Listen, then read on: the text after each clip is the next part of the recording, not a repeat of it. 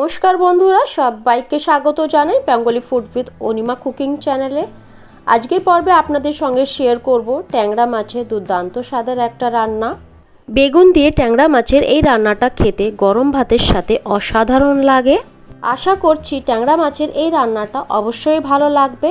আর আমার চ্যানেলটা এখনও পর্যন্ত সাবস্ক্রাইব না করে থাকলে সাবস্ক্রাইব করার অনুরোধ রইল। তাহলে চলুন রান্নাটা দেখে নেওয়া যাক। ট্যাংরা মাছের এই রেসিপি বানানোর জন্য এখানে আমি নিয়েছি 250 গ্রামের মতন ট্যাংরা মাছ। ধুয়ে পরিষ্কার করে নিয়েছি। এখানে মাছের গায়ে সুন্দরভাবে লবণ হলুদ এখানে আমি প্রথমে মেখে নেব আর 5 থেকে 7 মিনিটের জন্য রেস্টে রেখে দেব।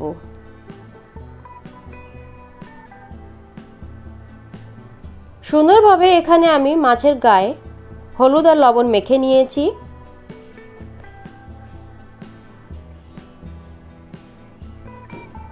ট্যাংরা মাছের এই রান্নাটা আমি আজকে বেগুন দিয়ে করব। তার জন্য এখানে নিয়েছি 2টো বেগুন। বেগুনগুলি আমি একটু বড় টুকরো করব।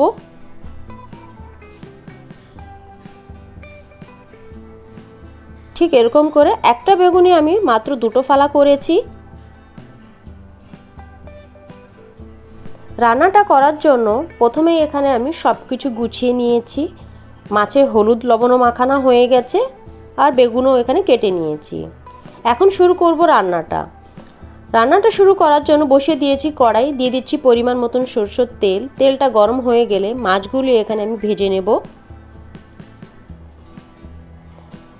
এক পিঠ ভাজা হয়ে গেলে মাছগুলি আমি উল্টে দেব। আর এক পিঠও আমি ঠিক এরকম করেই ভেজে নেব। কড়াই আর সরষের তেল দুটোই আমি ভালো করে এখানে গরম করে নিয়েছিলাম। তার জন্য একটা মাছও কড়াইয়ের গার সঙ্গে লেগে যায়নি। সুন্দরভাবে মাছ এখানে আমি ভেজে নিয়েছি। মাছ এখানে ভাজা হয়ে গেছে, এখন তুলে নিচ্ছি।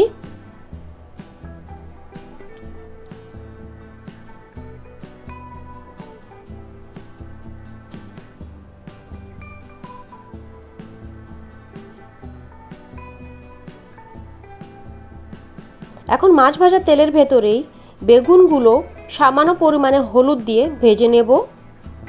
বেগুন যতক্ষণে ভাজা হচ্ছে ততক্ষণে আমি এদিকে একটা গুঁড়ো মশলার পেস্ট তৈরি করে নেব। গুঁড়ো মশলায় এখানে আমি ইউজ করছি জিরে পাউডার, ধনে পাউডার, গুঁড়ো লঙ্কা আর পরিমাণ মতন হলুদ। সামান্য পরিমাণে জল অ্যাড করে সুন্দর একটা পেস্ট তৈরি করে নেব। ততক্ষণে বেগুনও এদিকে ভাজা হয়ে গেছে। ওই মাত্র 1 মিনিটের জন্য বেগুনগুলি আমি এখানে ভেজে নিয়েছি। বেগুনগুলো সুন্দরভাবে এখানে ভাজা হয়ে গেছে, এখন তুলে নিচ্ছি।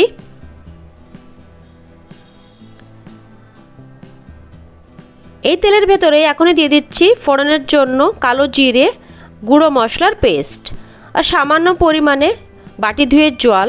এখন এই মশলাটাকে সুন্দরভাবে আমি কুক করে নেব 3 থেকে 4 মিনিটের মতন। দেখুন বন্ধুরা, তেলটা মশলার থেকে কি সুন্দরভাবে আলাদা হয়ে গেছে। এখন অ্যাড করে দেব কেটে রাখা টমেটো। টমেটো অ্যাড করার পরে সব কিছু এখানে আমি ভালো করে আর একবার মিক্স করে ওই 1 মিনিটের মতন কুক করে নেব।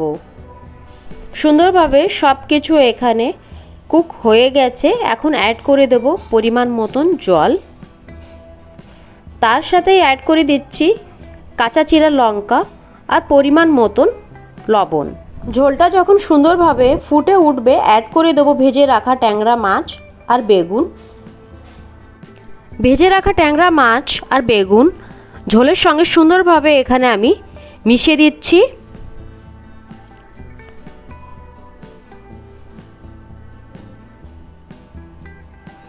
আর এখন ঢাকা দিয়ে 3 থেকে 4 মিনিটের জন্য আরও কুক করে নেব।